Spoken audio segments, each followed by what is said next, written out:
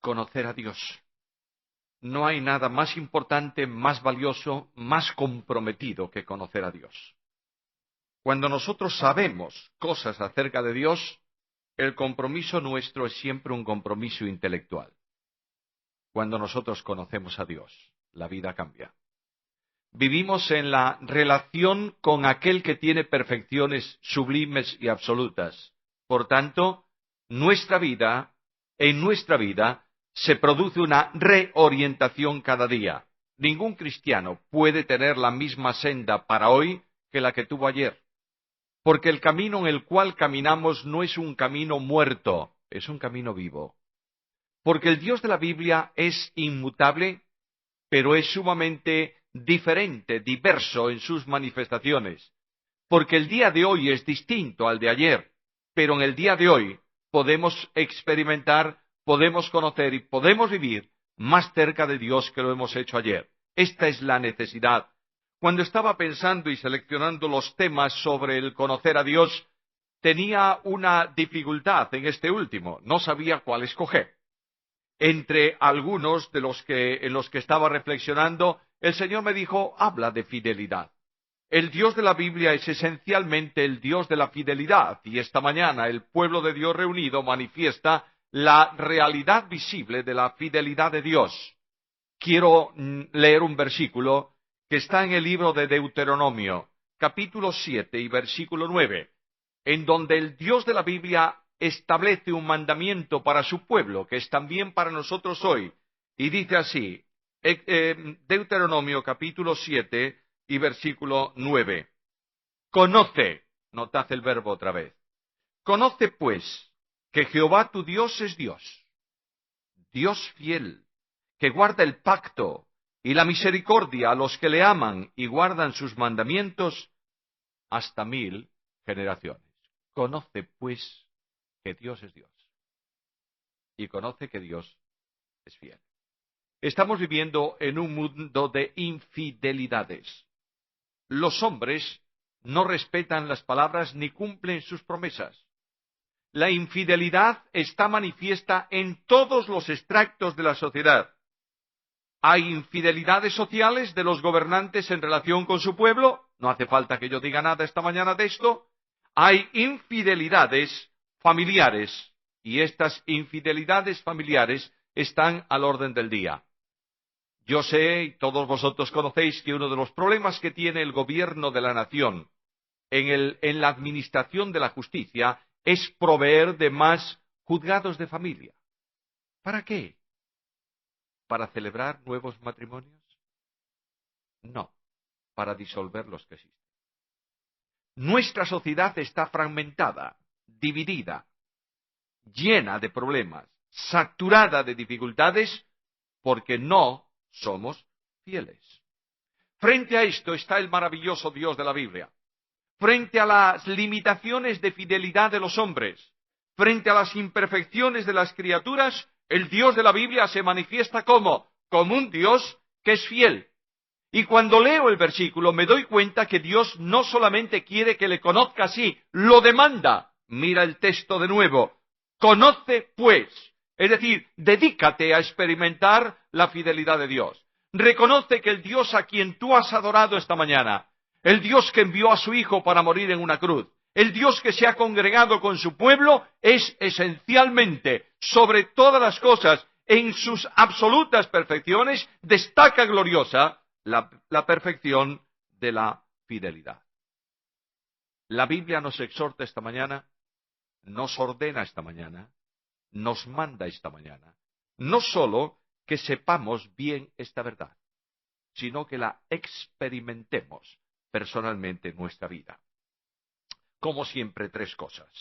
Me vais a llamar el predicador de los 3 puntos. Bueno, yo divido siempre mi bosquejo en 3 puntos. Rarísima vez lo hago en 4 o en 2. En primer lugar, quiero hablaros de la verdad. ¿Crees que Dios es fiel? Sí, la Biblia lo dice. Investiguemos un poco en ese asunto. En segundo lugar, quiero hablaros de las consecuencias de la fidelidad. Y finalmente del conocimiento, es decir, de lo que produce esa verdad bíblica en mi vida personal. Primeramente, la verdad. Cuando hablamos de fidelidad en relación con Dios, estamos hablando de la perfección divina por la cual Dios hace honor a sus promesas y cumple siempre su palabra. El Dios de la Biblia es fiel, y la Biblia no entra en discursos sobre la fidelidad de Dios. La Biblia lo afirma. Hay una solemne declaración en el libro, yo diría, más comprometido o más sensible de toda la Escritura, que es el libro de Lamentaciones. Y cuando el profeta escribe aquel lamento sobre la situación de Israel, una nación destruida, unos palacios quemados, un pueblo llevado en cautiverio, una casa real muerta, unos niños estrellados contra los muros, un caos absoluto, el profeta dice: por la misericordia de Jehová no hemos sido consumidos, porque nunca decayeron sus misericordias. ¿Y por qué? Son nuevas cada mañana. ¿Y por qué son nuevas? Porque es grande tu fidelidad. Luego el Dios de la Biblia, en el cumplimiento de la fidelidad, a pesar del pecado del pueblo, a pesar del juicio que Él hace descender sobre la nación, a pesar de las circunstancias adversas, a pesar de las lágrimas de cada uno de ellos, Dios mantiene su pueblo. ¿Sabes por qué? Porque Dios es fiel. Dios se manifiesta rodeado de fidelidad. Cuando leyó Enrique el Salmo esta mañana, dije yo: mira qué salmo, para tomarlo como fondo en vez del versículo de Deuteronomio sobre la fidelidad. Hay tantas porciones de fidelidad en la Biblia que es difícil seleccionar una. Pero en ese salmo leemos estas palabras: Oh Señor, Dios de los ejércitos, ¿quién como tú? Poderoso eres, Señor, y tu fidelidad te rodea. Tú levantas los ojos por la fe al trono de Dios. Tú entras en la dimensión del glorioso lugar donde Él se manifiesta. Tú entras por la fe y escuchas la adoración de los ángeles. ¿Qué proclaman los ángeles? Su santidad. Ahí tienen los ángeles delante del trono de Dios: santo, santo, santo. Pero tú observas, quieres ir un poco más allá de la adoración celestial. Quieres entrar un poco más en el conocimiento personal del que está sentado en el trono. Y fijas tu atención por encima de los ángeles y miras al trono. ¿Y qué ves? La fidelidad. El salmista dice que la fidelidad de Dios está rodeando a Dios. Quiero decirlo de una forma muy clara: nunca puedes conocer a Dios aparte de su fidelidad. Cada vez que tú mires a Dios, descubrirás que el Dios de la Biblia es un Dios fiel. Por eso, el Dios de la Biblia está exhortando a su pueblo, antes y ahora, a que lo conozcamos en esa dimensión. Ahora, cuando hablamos de conocer a Dios en la fidelidad, significa experimenta la fidelidad de Dios. Tienes que sentir que Dios es fiel porque lo demuestra en tu vida, porque funciona en tus circunstancias, porque se manifiesta cotidianamente. Conoce, pues, que Jehová tu Dios es Dios fiel. ¿Y cómo lo sé? Porque guarda el compromiso, guarda el pacto y la misericordia a los que le aman y guardan sus mandamientos. ¿Hasta cuánto? Hasta 1000 generaciones. Bueno, entonces cuando llega la generación 1001 ya no hay fidelidad. Esa es una expresión idiomática de los hebreos. Los hebreos, como sabéis bien, no tienen forma de construir el superlativo absoluto.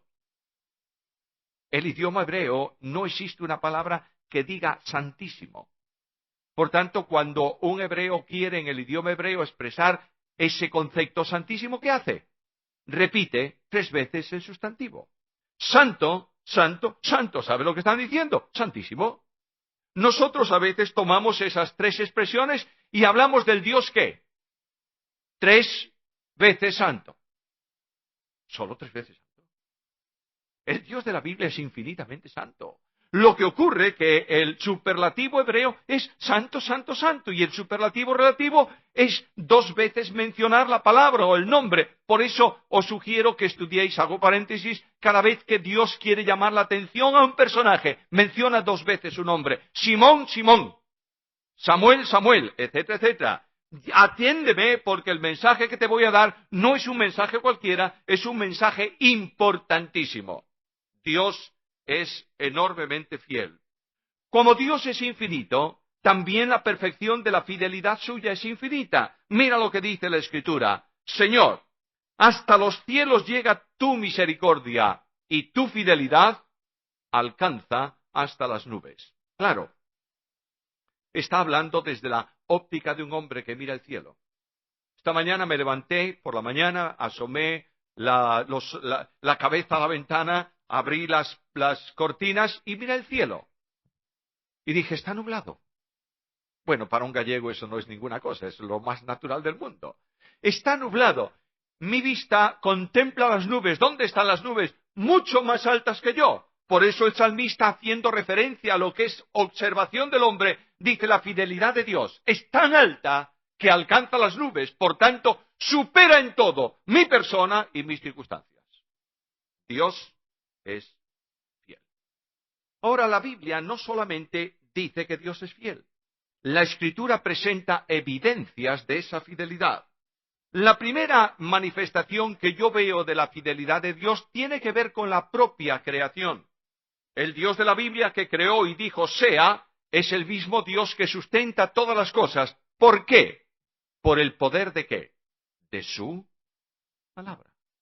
El Dios de la Biblia establece su palabra en la creación al principio y a lo largo de tantos miles de años sigue siendo fiel. Mantiene esa creación tal como Él lo ha determinado. Ahora, hay un momento en la vida de la humanidad que el pecado, dice la Escritura, subió en una dimensión tal que Dios tuvo que intervenir. El Dios de la Biblia no es impasible. El Dios de la Biblia interviene. Él sabe que aquella sociedad de entonces, si seguía en ese proceso, iba a producir la absoluta descomposición de todas las cosas, y Él tiene que actuar para recuperar, para salvar su creación y mantener su orden.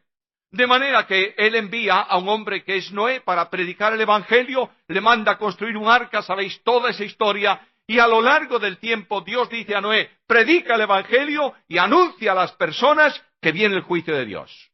Durante más de un siglo se está produciendo el mensaje. ¿Y qué ocurre? Nada. No pasa nada. Ni la gente cree a Noé, ni Dios interviene.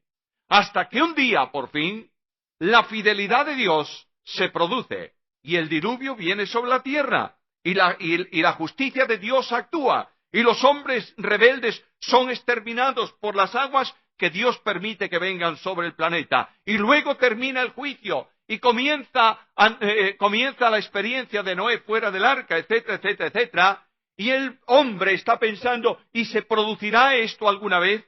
Dios es fiel. Y Dios dice esto en su palabra. Mientras la tierra permanezca, no cesará la sementera y la siembra, el frío y el calor, el verano y el invierno, el día y la noche. ¿Sabes lo que dice Dios? No es posible que nada quede alterado, porque yo soy fiel. Vivimos en un tiempo en donde científicos y políticos de un signo y de otro están haciendo carta de naturaleza la corrupción del planeta, el cambio climático. Se anunciaba por los científicos que en España, en esta parte de Europa, íbamos a tener el invierno más seco y caluroso de 100 años. Se han equivocado. No solo en el norte, también aquí. Ha habido agua bastante, ¿verdad? Creo que tenéis en los embalses agua suficiente para 10 años. Bueno, ¿por qué? Porque Dios es fiel. Porque Dios ha comprometido con su palabra este orden en el planeta. Y a pesar de todo lo que estamos haciendo, Dios es fiel. La acción de Dios en base a su fidelidad se manifiesta también en la historia.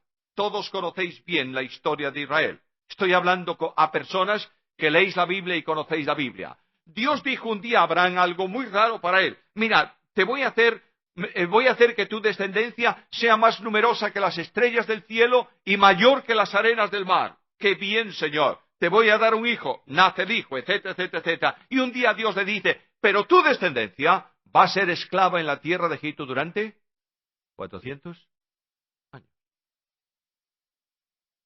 Y entra el pueblo en la dinámica de la esclavitud. Escucha la Biblia. Y pasados 430 años, en el mismo día, todas las huestes de Jehová salieron de la tierra de Egipto. ¿Por qué? Porque Dios es fiel. Leí al principio un versículo del profeta Jeremías en el libro de Lamentaciones. No queda prácticamente nada en el reino del norte de Israel. Han sido llevados en cautiverio por los asirios. No hay nadie, solamente personas muy reducidas que habitan en Samaria y se mezclan con los que el emperador el conquistador trae para mantener aquella tierra. Ha desaparecido a los ojos de los hombres el reino del norte de Israel. Luego viene el cautiverio de Judá. Ha desaparecido también el reino de Judá. Pero Dios había dicho a David que no iba a dejar nunca heredero del trono que no existiese, y que nunca iba a estar ausente, por tanto, un remanente fiel escogido por gracia para mantener el pacto y las promesas. Y transcurren los tiempos, y Dios mantiene ese compromiso, y la nación no se extingue, y la casa real viene hasta los días de Jesús. De manera que aquel niño que nace en Belén de Judea en días del rey Herodes es el heredero del reino de David, conforme a la promesa, porque Dios es fiel. Todavía algo más. Permíteme mencionar dos cosas más de ejemplos de la fidelidad que están en la Biblia. Abro la Biblia, comienzo la lectura en el capítulo 1 y en el capítulo 2, la creación, y de pronto el capítulo 3, el pecado del hombre. Y cuando el hombre peca, escucho el diálogo entre Dios y el tentador. Y Dios dice al tentador que de la descendencia de la mujer nacerá alguien que pisará tu cabeza. Es la primera gran promesa de salvación en la Biblia. Es la primera predicación, yo diría, oficial del mensaje de gracia y de esperanza. Y Adán es sacado del huerto, la humanidad comienza a desarrollarse y pasan los meses, y pasan los años, y pasan los siglos, y pasan los milenios. Y la noche cubre la promesa de Dios y el tiempo silencia la voz del Altísimo. No pasa nada. Pero cuando vino el cumplimiento del tiempo, Dios envió a su Hijo, nacido de mujer, nacido bajo la ley, para que redimiese a los que estábamos bajo la ley, a fin de que recibiésemos la adopción de hijos. ¿Qué es eso? Fidelidad. Tanto tiempo de silencio y de pronto Dios habla.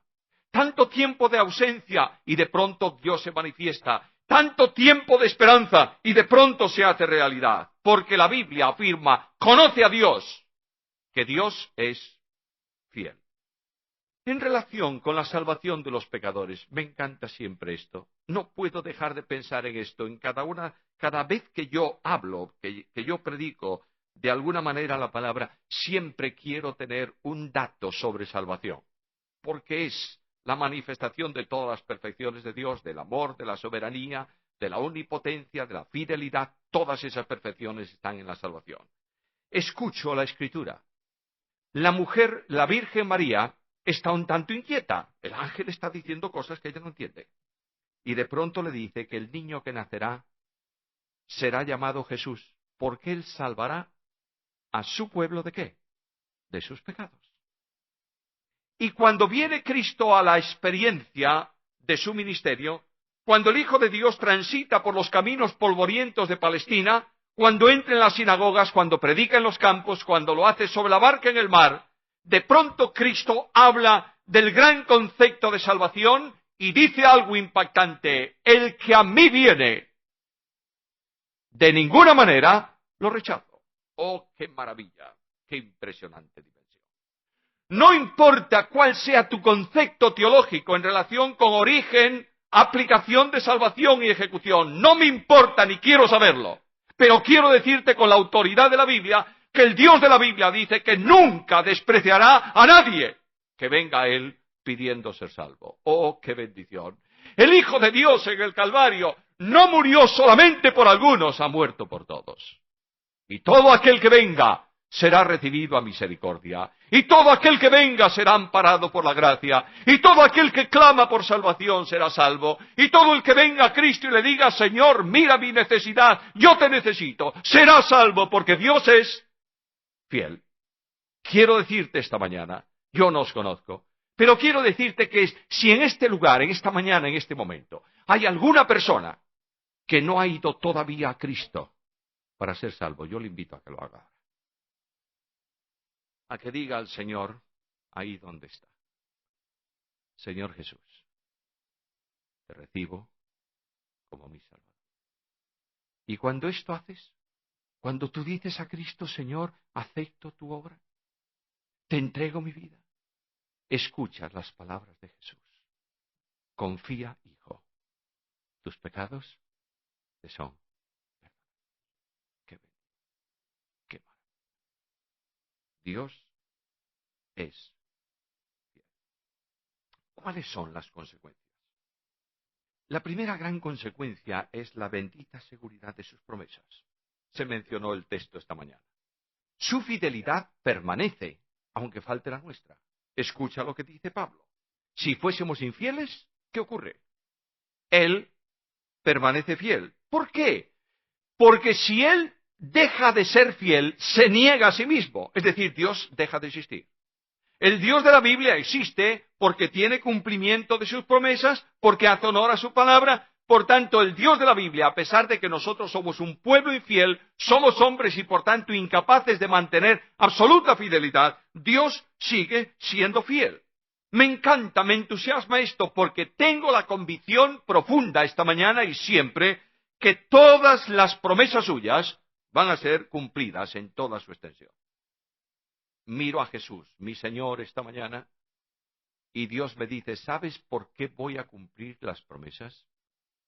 Porque mis promesas en Cristo son en Él sí y en Él amén. Es decir, no solamente Cristo es el amén de Dios. Voy a decirlo de otra manera. Cristo es Dios en estado de amén. Es decir, amén es la palabra así sea cumplida. Y de pronto Dios dice, esta es mi promesa. Y la pone en Cristo. Y Cristo la ejecuta y es el amén definitivo. Cuando tú estás en Cristo, todas las promesas de Dios tienen cumplimiento para ti. Me asombra ver cuán ignorantes somos a veces cuando nos reunimos y decimos, vamos a reclamar hoy esta promesa de Dios. ¿Cómo? ¿Reclamar qué? El Dios de la Biblia va a cumplir esa promesa cuando es necesario, no antes ni después. La promesa de Dios no está para ser probada, está para ser vivida, para ser experimentada. Satanás vino con ese problema a Jesús. Ya que eres el Hijo de Dios, échate de aquí abajo. ¿No dice la Biblia que te cogerán los ángeles en el aire para que no tropieces en piedra? ¿Sabes la sutileza de eso? La sutileza de esto es esta. No creas, prueba. Anteriormente ya le había dicho algo que hace dudar del amor de Dios. ¿Tú eres el Hijo de Dios? Yo sé que lo eres. ¿Tú tienes hambre? Sí. Entonces, ¿por qué no conviertes las piedras en pan? Bueno, ¿qué importancia tendría eso? ¿Tiene necesidad? Sí. ¿Puede hacerlo? Sí. Entonces, ¿por qué no lo hace? Bueno, primeramente porque se apartaría del plan de Dios, tal. Pues todo eso está muy bien. Pero hay una sutileza debajo de la tentación. El Dios de la Biblia, tu Padre, no te está queriendo bastante. Porque te permite pasar hambre. ¿Cuántas veces el tentador viene a ti para decirte, ¿tú crees que Dios te ama? Lo dudo. Porque si Dios te amase mucho, no estarías pasando por esta situación. Yo quiero decirte esta mañana que cuando el tentador venga a ti con esta sutileza, u otra cualquiera, digas en el nombre del Señor, mi Dios es un Dios fiel. Dios cumple las promesas. Dios permite circunstancias adversas, pero Dios es fiel. ¿Sabes por qué? La Biblia dice, Dios no es hombre para que mienta, ni hijo del hombre para que se arrepienta. Escucha esta verdad bíblica, experiméntala, por favor. Vívela, siéntela, disfrútala. El Dios de la Biblia cumple sus promesas y contesta siempre a tus oraciones. Bueno, Señor mío, yo quiero esto y aquello y lo otro. Y Dios dice, no le es bueno. Esto no es bueno. No puedo contestar positivamente a esa oración porque no le va a hacer ningún bien.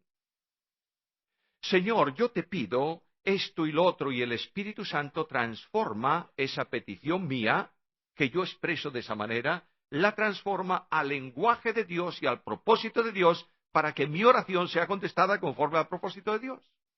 Pablo dice, es que nosotros no sabemos lo que conviene en nuestra petición, pero el Espíritu intercede por nosotros con gemidos indecibles. Es decir, traduce al lenguaje de Dios mi propio lenguaje, a un lenguaje que yo no puedo decir. Dios es fiel. Yo quiero testificaros esta mañana algo personal.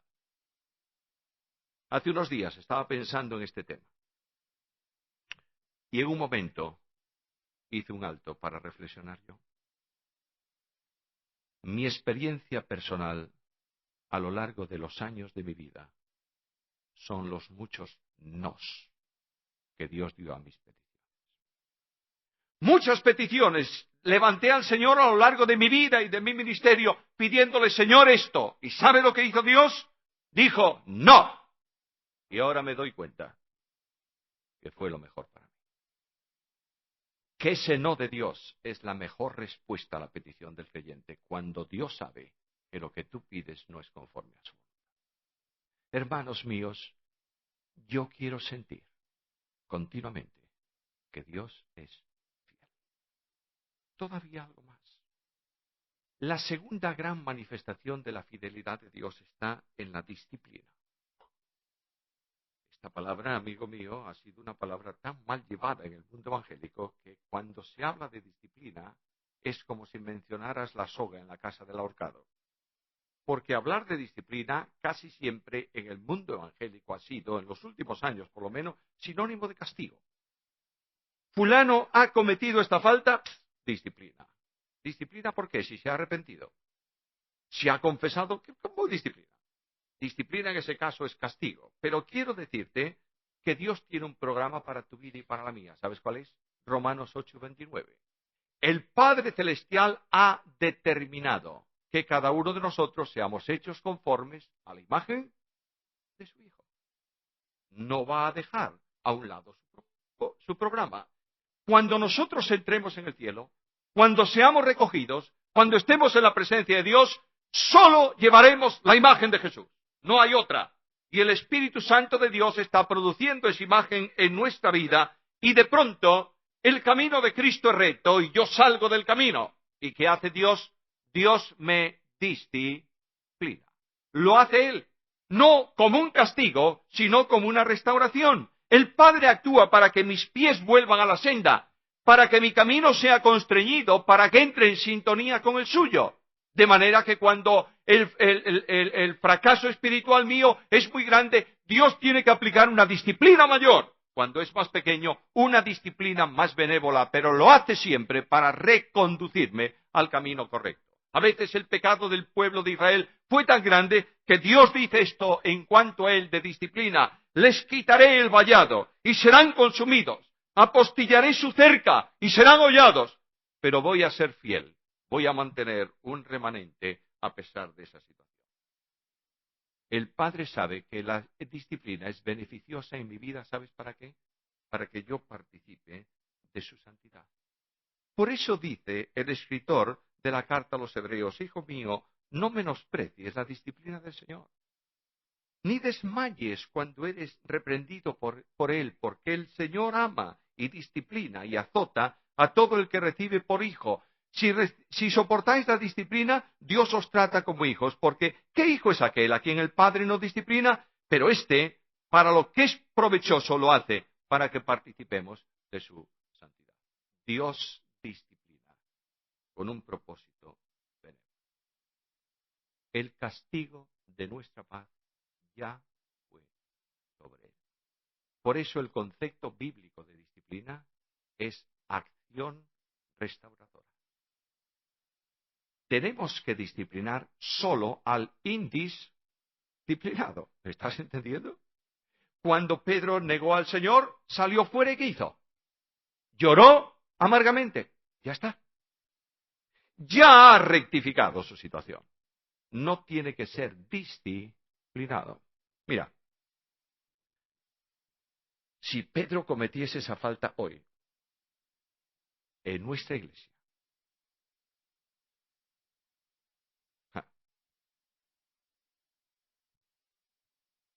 3 años y 4 meses de excomunión forzada.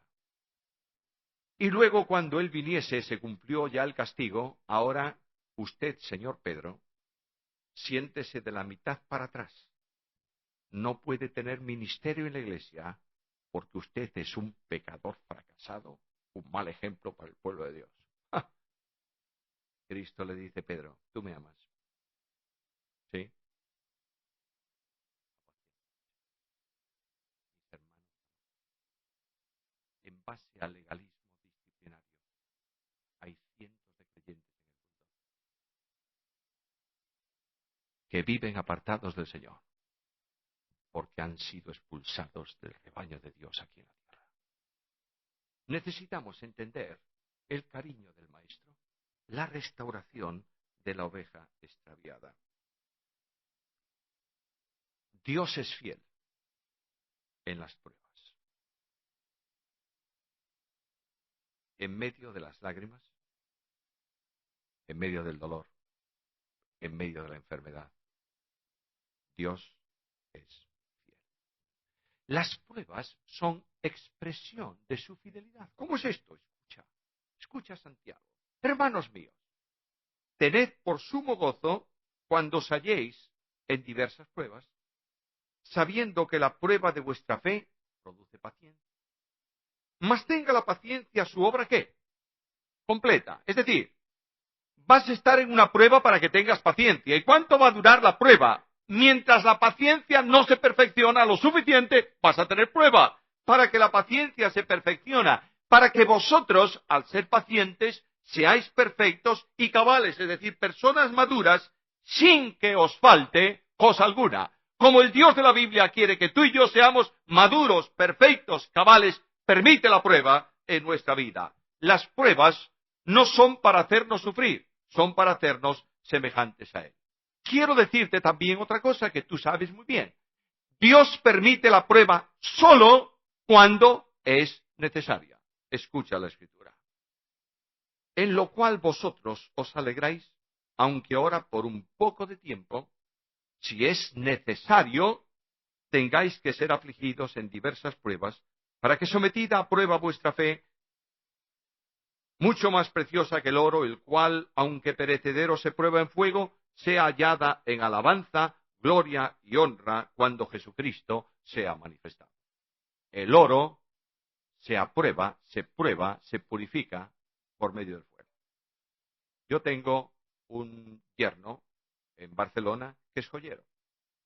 En cierta ocasión yo fui a su joyería, estaba viendo lo que él tenía por allí, y de pronto vi que había dentro de su trastienda una cajita, una caja fuerte, en donde tenía un saquito, y yo le pregunté, ¿qué tienes en ese saco? Y él me dijo, pues mira, oro. ¿Oro? Sí. Viene a veces una persona que dice, mira, yo tengo esta sortija, ¿me la puedes valorar y te llevo otra pieza? Peso el oro, lo tengo ahí. ¿Y qué haces con él? Pues cuando la saqueta está llena, la llevo al taller y me lo funden y me hacen lingotes de oro. Ah, qué bien. Me dijo, mira, como te veo tan interesado, ¿quieres venir a ver cómo lo hacen? Yo soy curioso. ¿Qué vamos?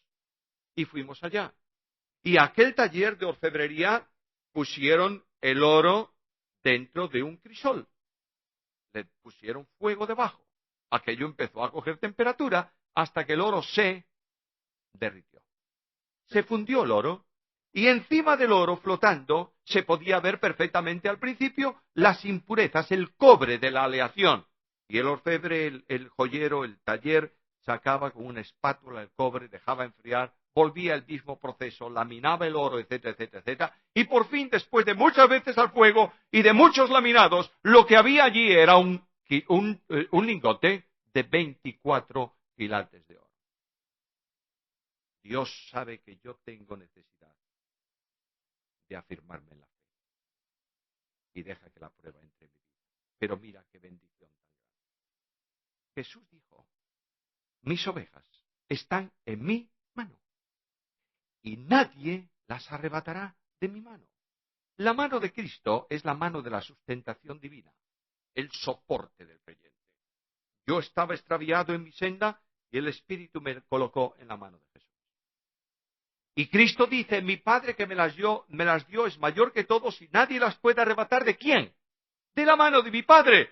Luego, yo que estoy en la mano del Hijo, la mano del Padre se pone sobre mí y estrecha la mano del Hijo, y yo estoy en medio de la mano del Padre y de la mano del Hijo. ¡Qué seguridad! Y de pronto el Padre del cielo sabe que yo tengo necesidad de vivir una experiencia de fe y abre un poco los dedos de su mano y permite que el torrente de la prueba entre y comience a afectarme. Pero ¿dónde está la prueba? ¿Dónde paso la prueba? Entre la mano sustentadora de Jesús y la mano cariñosa. ¡Qué bendición tan grande!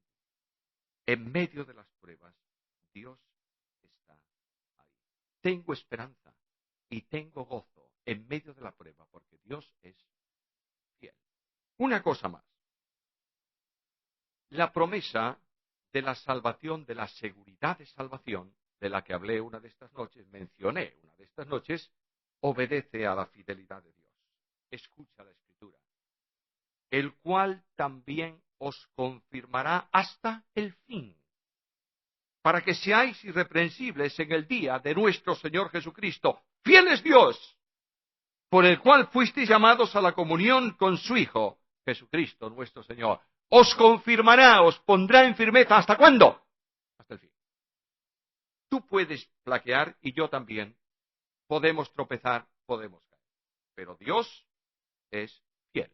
No dejará para siempre caído al justo, sino que lo va a restaurar. Y junto a la certeza de seguridad en cuanto a la experiencia de salvación, la impresionante certeza de mi esperanza esta mañana. Oigo las palabras de mi Señor. No se turbe vuestro corazón. Creéis en Dios. Creed también.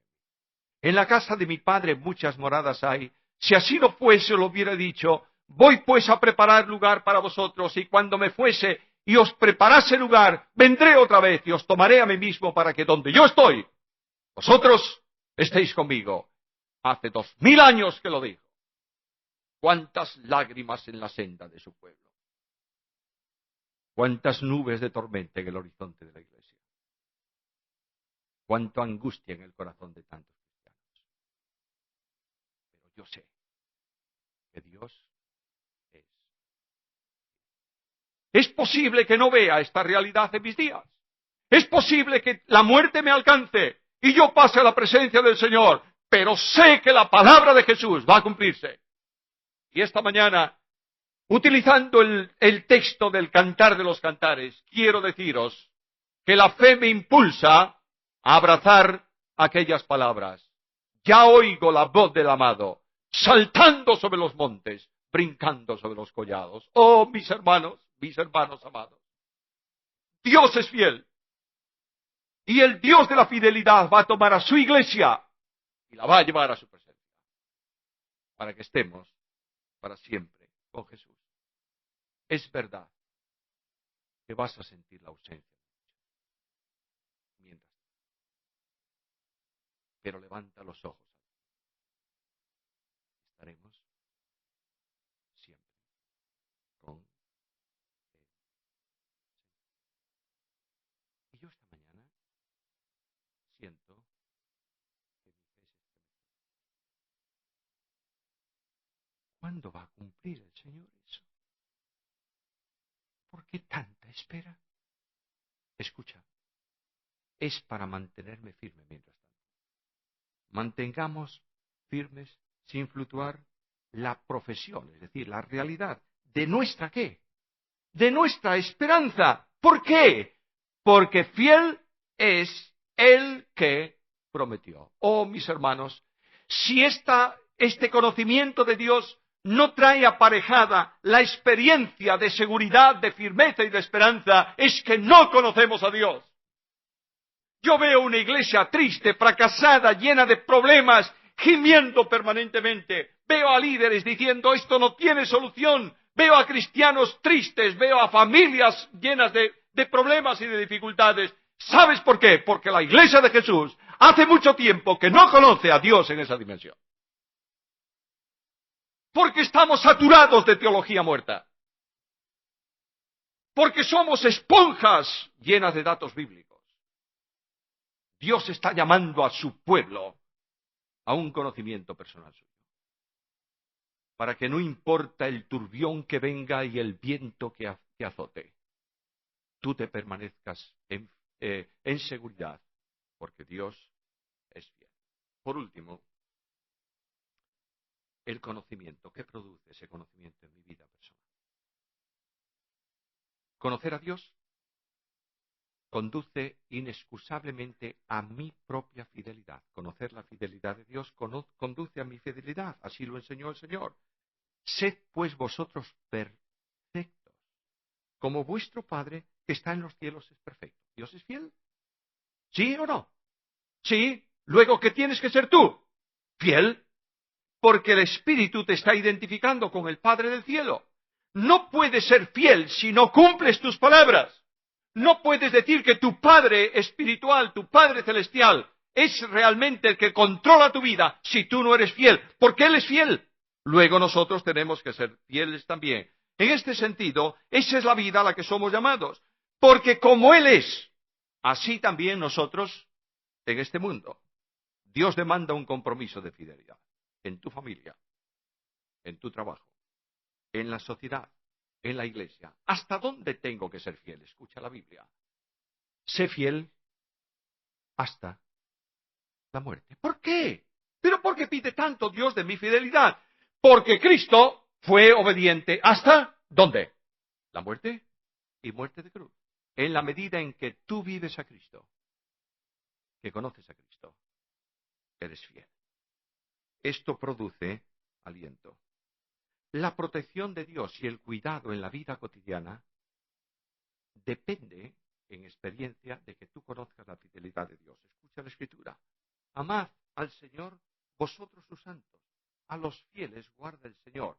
Esforzaos los que esperáis en Jehová y tome aliento vuestro corazón. El corazón se alienta cuando tú sabes que Dios es fiel. Es muy posible que en este auditorio esta mañana, sentados ahí en los bancos, escuchando con atención y mirando al frente, haya corazones que están pasando por momentos muy difíciles, por circunstancias inquietantes. Yo te llamo en el nombre del Señor esta mañana para que afirmes tu fuerza en el Señor, para que vengas a la experiencia del conocimiento con el Señor. Él nos invita a apoyarnos en Él en estos momentos. Escúchalo.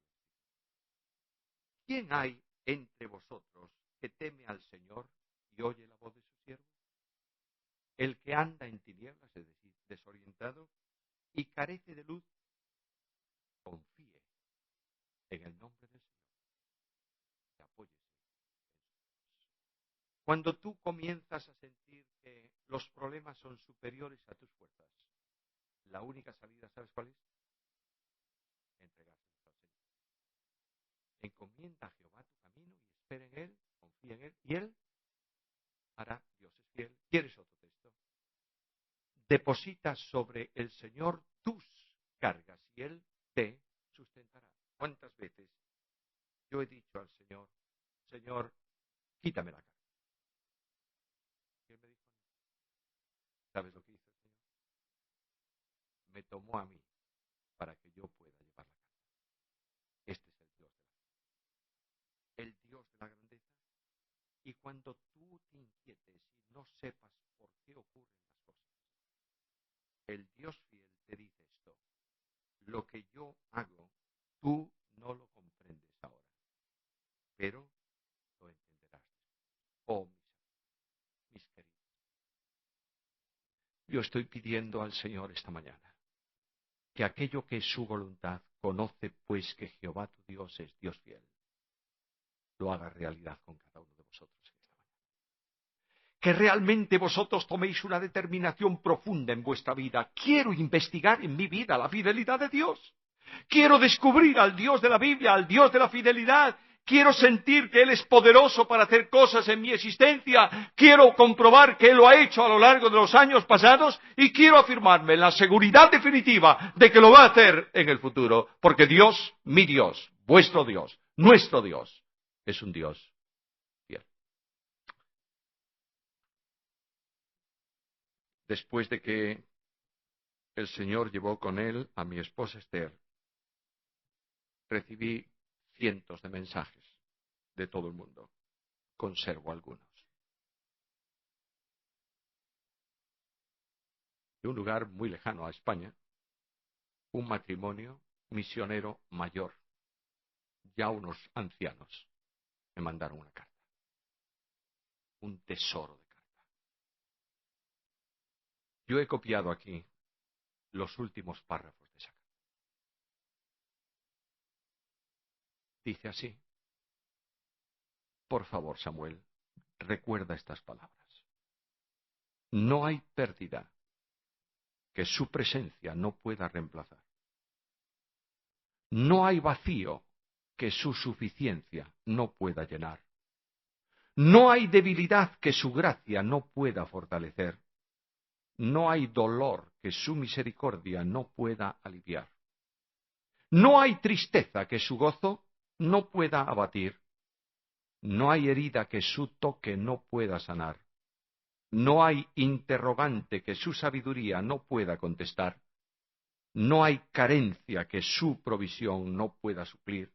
Estas palabras que te damos ahora han sido de mucha bendición para nosotros en momentos difíciles, al saber quién es nuestro ayudador y cómo nos consuela.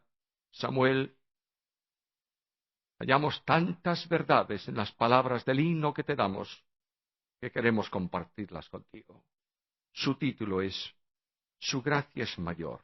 Y sus palabras son las siguientes: su gracia es mayor si las cargas aumentan. Su fuerza es mayor si la prueba es más cruel. Si es grande la lucha, mayor es su gracia. Si más son las penas, mayor es su paz. Su amor no termina. Su gracia no acaba. Un límite no hay al poder del Señor, pues de sus inmensas riquezas en gloria, abunda su gracia, abunda su amor. Si nuestros recursos ya se han agotado, si fuerzas nos faltan para caminar, si al punto estamos de desesperarnos, el tiempo ha llegado, porque Dios va a obrar. Queridos míos, es mi experiencia. Dios es fiel. Que Dios os bendiga. Que el Dios de la gracia os permita tomar una decisión como iglesia. Que el Dios de la gracia os permita avanzar en el camino de su conocimiento. Oh, mis amadísimos hermanos, aunque no sepamos nada de la teología de la fidelidad, Dios te permite experimentar que Dios es fiel. Aunque no sepamos grandes cosas sobre la perfección absoluta de Dios, que esta mañana y siempre podamos decir: Señor, Dios del cielo, tú eres fiel, y descansando en Él, caminad el camino individual y colectivo como iglesia y como personas, esperando el cumplimiento de su promesa, porque Él